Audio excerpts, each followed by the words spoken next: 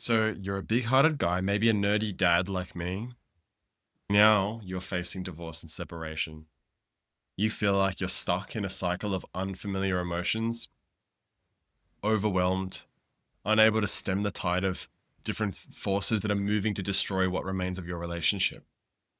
I've been there myself on the brink of separation, and I learned how to break free from the spiraling emotions of it all and actually fix my family.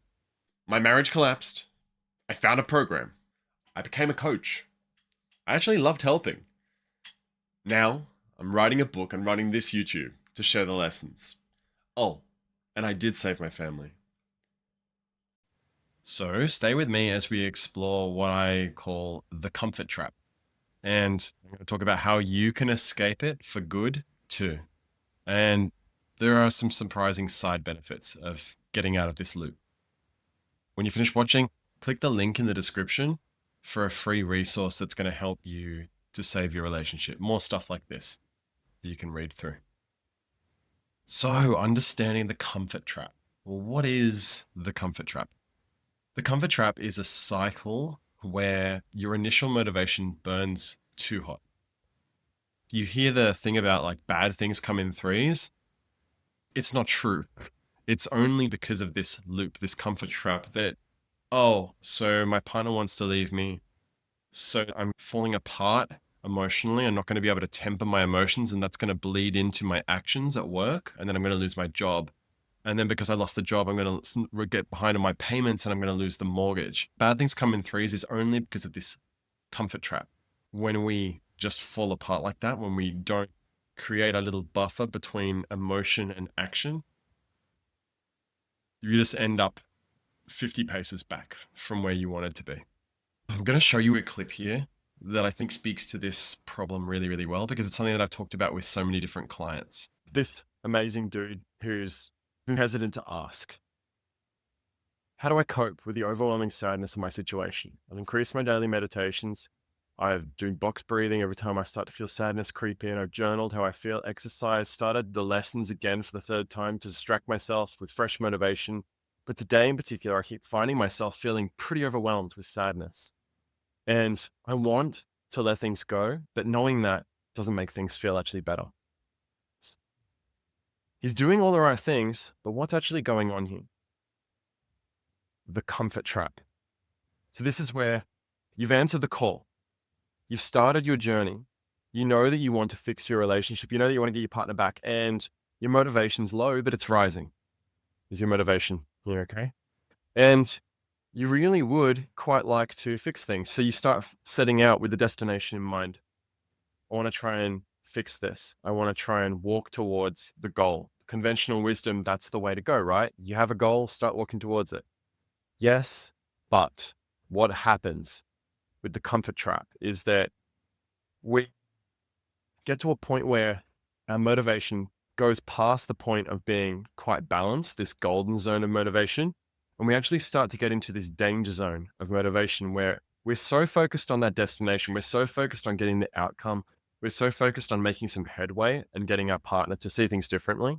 We're so focused on creating those happier outcomes again and being out of this overwhelm and sadness, and we want some hope, right? We get very unbalanced. We're really trying to battle with our voices at this point. Our motivation's a little too high. We start to feel very needy. And what happens is we fall into this trap that I sometimes refer to as gluttony. Gluttony is where you start clutching at straws. This destination, this outcome looks very far off, but you feel as though I need something to make me feel better right now because I'm really in this danger zone of motivation. It's too high. I can't cope. The anxiety level is way too high. We need some comfort. So we start clutching at straws and we do find some sort of short term comfort. Now, for some people, this could be substance abuse. So, some people, this could be pornography. Some people, this could be Netflix and a bottle of vodka. Some people, this could be junk food. Some people, this could be spying on their partner. It's anything that gives you some relief from that anxiety. So, it could be like doing things that you know that they're toxic, but you just can't help yourself. You need some certainty. You need to try to do something right now. You're looking for a short-term fix. And what happens is we adapt to those things that comfort us. We go through this cycle a number of times. And because of the way that dopamine works, we get that release of dopamine that makes us feel better. We get that short-term comfort. Motivation begins to drop again, and we adapt. So now we're actually going to drop below our baseline level of feeling okay, feeling good, and feeling motivated. We're going to drop down, and feel a little bit miserable, a little bit demotivated. After the fact, we've adapted to that level of short-term comfort, and now we're going to crave it even more. We're going to need more of this, whatever it is, alcohol or cigarettes or spying on our partner or whatever it is that gives us that release. In pity, telling people how sad you are and how unfortunate everything feels. We're going to crave that even more because of the way that we adapt. What did the trick before is no longer enough. So we actually get addicted because we don't seek this every day, every time. We seek this when things are really grim. We're working hard, we get into this anxious state, and then we seek this. So we're seeking this at irregular intervals, and it's not always as satisfying. Sometimes we've adapted and it's no longer satisfying. Sometimes we can't get that certainty that we're craving and looking for. We have to go to some sort of extreme to get it. And because of the unstable nature of that dopamine hit, sometimes we don't get it satisfied. It's very addicting. So what happens is the next day, discomfort, or later that day, the discomfort returns. The feeling of things are not right. I need to do something. And we decide to answer the call, and our motivation begins to rise again. And we go through this loop throughout our lives again and again. What we actually need to do is when we hear this call, we don't let ourselves fixate on the destination. We give ourselves many reasons why the destination won't actually satisfy. Why getting to the top and getting back to where we want to be is not actually, doesn't need to be the focus. If that's important, if that's what we really want, then we have to moderate, we have to temper our desire, that gluttony for that comfort, and we have to just find a medium level of motivation and some steps that we can continue doing. This could be learning better communication skills so you can talk to your partner. This could be learning how to listen differently and we can understand our partner more. This could be changing our mindsets. This could be learning new relationship skills and things about relationships, lessons about relationships. And we continue that journey. And we can live on that journey quite happily. It's probably a little bit too small, but there's a smiley face on this figure here with their backpack hiking through the mountains. And they do visit the peaks from time to time, and that's great. But they don't let that bother them. They just want to keep walking. You want to live here. This is that golden zone of motivation. You want to immediately go from the call to just walking your journey. And look, so with short-term comforts avoided, we've gotten out of that comfort loop, we can focus on actually answering that call to adventure. That feeling of anxiety, that feeling of like, I've got to do something about this. I got to do something about it right now, but I'm scared and I don't want anything to go wrong. I don't want her to say this and I don't want her to say that. And what'll her parents think? All these things, right? You're stepping outside of your comfort zone if you're going to answer that call. You know that it's not like the safe little bubble that you had. You're not sitting here waiting for anyone to come back to you. You know that you'd be venturing out to try and fix things with skills you don't have yet. Okay, so it is a call to adventure. But instead of focusing solely on the destination, we want to embrace a journey mindset. So moving our focus from the destination, where we're going to be like very needy, I got to fix this right now, or very detached, giving up, I've gone into that comfort loop again. No, we want to stay in that middle place. We're embracing this journey mindset. Like, I have a direction. I don't know exactly where I need to go, but I'm going to keep walking until I get there. Okay, so that's that journey mindset. This mindset helps maintain balanced motivation because we're focusing on growth and learning at each step instead of just on, am I there yet? Instead of how far is it? Instead of what are my chances? And am I going the right way? And no, we're just balanced motivation for just putting one foot in front of the other. Steps. So, for example, the hero's journey. So like the hobbits setting out from the Shire in Lord of the Rings. So each step is just an opportunity for growth rather than a means to an end. They didn't necessarily know on that journey, the fellowship, like if they were heading the right direction, should we go up? and down, through the caves and whatever. We don't know. They started out weak. They started out relatively helpless, and they needed a wizard to just keep them alive through most of it, right? But as they go, they grow. As they go, they get stronger. This is why it's a call to adventure, right? It's a hero's journey. And look, so we cover the journey mindset in a lot more detail in that free resource that I mentioned. So please check out the link in the description for more on this one. So now that we're on our journey, we've got out of the comfort loop, we're on our journey, let's explore how we actually maintain that motivation no matter what happens. Well, we're going to focus on taking action, and we're going to avoid getting stuck in motion. What does that kind of mean, right? It's going to be so easy when you are on this journey to major in the minor, to focus on all the little things that don't really matter. Like, for example, in the fitness and health space, somebody who doesn't want to focus on their macros, like how much protein and things that they need, and they don't want to focus on what lifts they should be mastering as like the basics. All they want to know about is the vitamins that they're going to be taking, the thing that feels easy to them, the thing that feels quick to them. That's the minor though. That's not the thing that actually delivers 99% of the result. So that's motion. That's not action. Action would be, what exercises do I need to do? And so just the same with relationship stuff, you feel that call and you set off, but very quickly we're going to start to find ourselves in the woods. We're well away from home now. And this is where like that refusal of the call can creep in, that motivation could start to fade because we just don't know if we're heading the right direction. So we don't want to get stuck in motion off the beaten path, pushing through the brambles and thorns and feeling lost and pathetic. So we slink back home.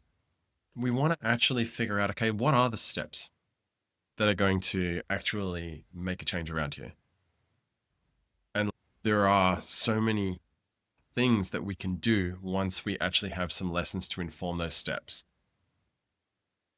Little things like when our partner approaches us and she's clearly pissed off and upset, one step that we might take is to listen a hell of a lot more. Okay, so that's a step. We're going to say, I need to do action, listen, not try to change how she's feeling, not try to convince her of anything, but just listen. I just want to be here to listen, and gives her that option of continuing to talk. So that you're taking some actions there. And then you hear her say all these things that have made her feel that way, because she does open up a little bit, and you listen and you stay quiet without many more skills to keep taking the conversation further. But you listen, and she says that one of the things that's been stressing her out so much is what the kids are thinking, what the kids are saying. So then you think, okay, small step, I can go and listen to how the kids are feeling as well and make them feel a little bit better, and maybe take some of the weight off my partner.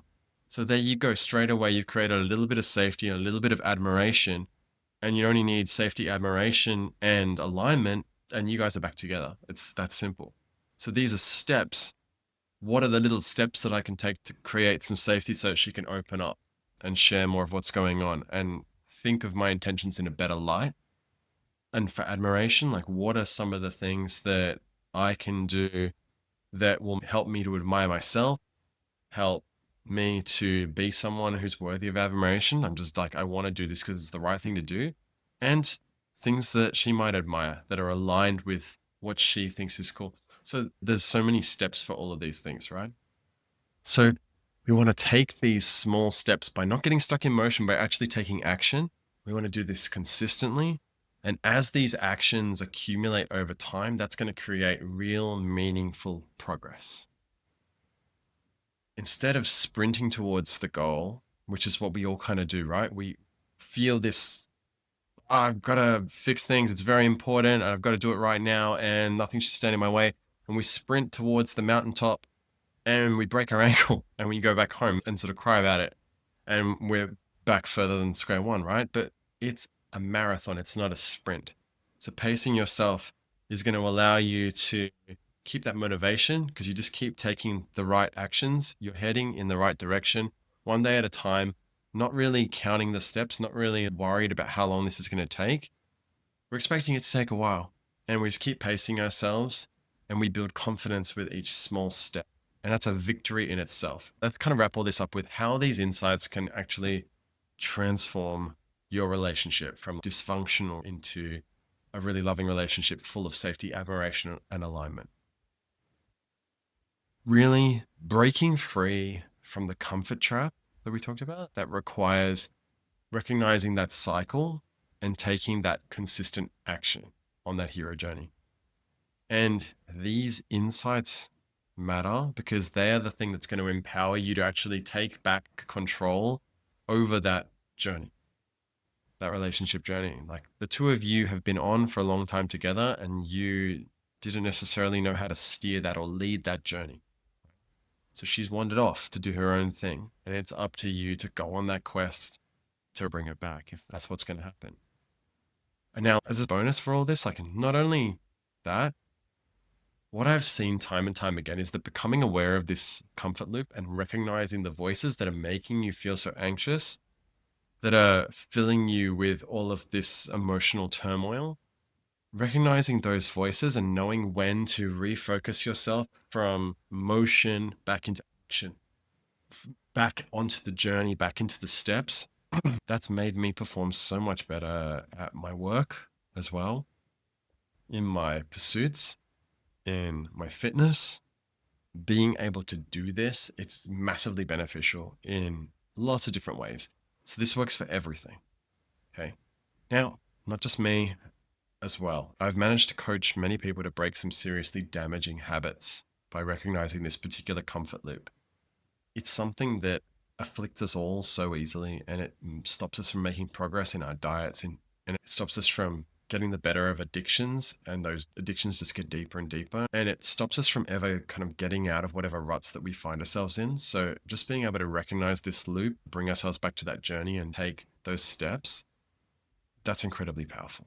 So ask yourself, when in the past few weeks have you fallen into some kind of a comfort loop, like a relation to your partner? Have you embraced those emotions and let them affect your actions? Have you gone into a bit of a tailspin and lost some time and effort and lost some energy, lost some motivation and started back a few steps?